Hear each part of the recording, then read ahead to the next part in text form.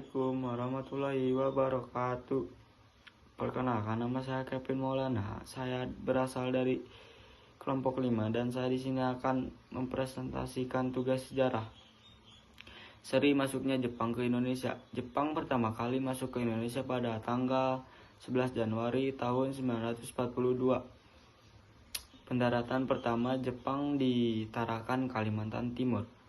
Februari 1942. Jepang sudah menduduki Banjarmasin, Pontianak, Makassar, dan Bali. 8 Maret 1942, Gubernur Jenderal Tivan Stackenborg-Schouwouwer Belanda menyerah tanpa alasan kepada Letnan Jenderal Hitoshi Mamura Jepang. 9 Maret 1942, Indonesia berada di bawah kekuasaan Jepang. Terima kasih. Assalamualaikum warahmatullahi wabarakatuh. Perkenalkan, nama saya Muhammad Hendri Mulia Pertama dari 11 TJKT 2. Saya akan membacakan nomor 2.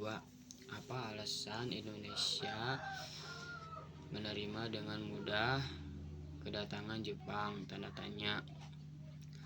Padahal harusnya Indonesia belajar dari pengalaman kedatangan bangsa Eropa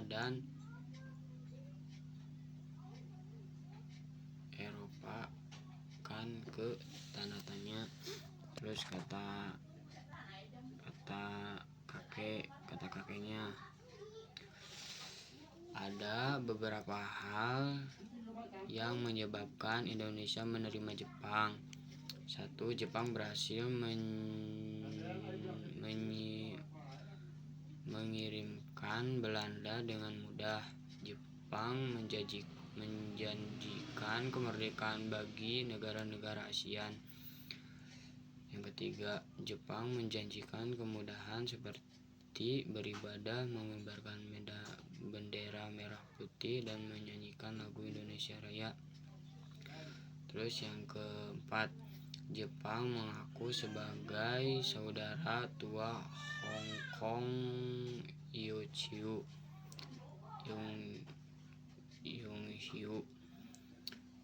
Yang kelima, Jepang juga mengundangkan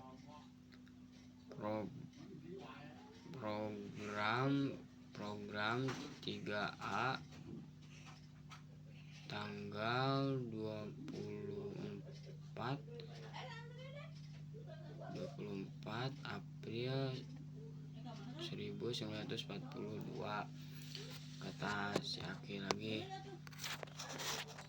beberapa kebijakan selama Belanda berada di Indonesia di bidang politik. 1. Jepang kerjasama dengan para tokoh politik membentuk gerakan 3A. 2. Membentuk Putrera serta menunjukkan 4 serangkai Soekarno-Hatta, Ki Hajar Dewantara, dan K.H. Masyur sebagai pemimpinnya.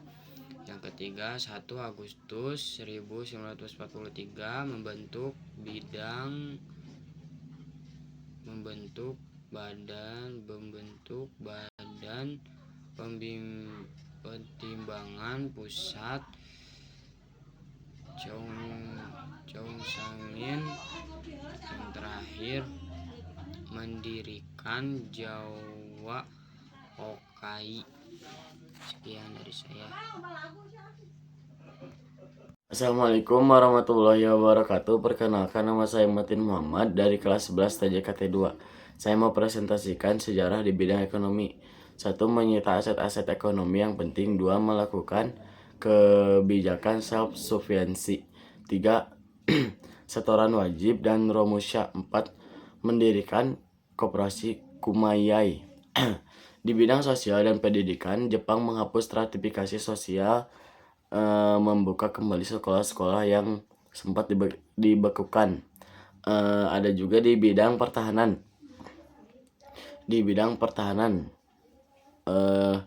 Jepang membentuk lembaga-lembaga semi militer seperti Keibondan atau barisan pembantu polisi, dan juga Seinendan barisan pemuda, Fujinkai barisan wanita, ada juga Heiho barisan cadangan prajurit, Peta pembela tanah air, dan Putera pusat tenaga rakyat, dan lain-lain. Dalam sistem pemerintahan Jepang memperkenalkan Tonorigumi, kalau sekarang kita kenal dengan rukun tetangga. Nah, itu kebijakan-kebijakan Jepang di Indonesia. Wassalamualaikum warahmatullahi wabarakatuh. Perkenalkan, nama saya Ivan Nafisa. Saya akan membacakan perlawanan Indonesia terhadap Jepang. Perjuangan pertama dengan jalur kooperatif. Perjuangan ini menggunakan putera dan tokoh dukungan 4 serangkai. Perjuangan dilakukan baik secara langsung melalui rapat dan secara tidak langsung melalui media massa. Perjuangan gerakan bawah tanah, kelompok Sukarni, kelompok Ahmad Subarjo, kelompok Sultan Syahrir, dan kelompok pemuda. Perkenalkan, nama saya Muhammad Yuda Ramadan. Saya dari kelas 11 TJKT 2. Saya akan membacakan perlawanan bersenjata, perlawanan rakyat Desa Sukamana, Tasik. Diawali dengan penolakan santri-santri Ponpes Sukamana Singaparna di bawah pimpinan Kiai Haji Zainal Mustafa untuk melakukan Seikerei. Perlawanan terjadi pada tanggal 24 Februari 1944, namun karena kekuatan yang tidak seimbang, Kiai Haji Zainal Mustafa ditangkap oleh Jepang pada tanggal 25 Oktober 1944. Perlawanan rakyat Indramayu terjadi pada bulan April 1944. Latar belakangnya adalah penolakan Romusha. Perlawanan rakyat Aceh dipimpin oleh Tengku Abdul Jalil di Kotbileng tanggal 10 November 1942. Perlawanan Peta di Blitar berlangsung pada tanggal 14 November 1944 di bawah pimpinan Supriyadi. Perlawanan ini dilatar belakangi oleh adanya ketidakpuasan terhadap Kumiai, Romusha, dan Heiho, dan ini merupakan perlawanan terbesar melawan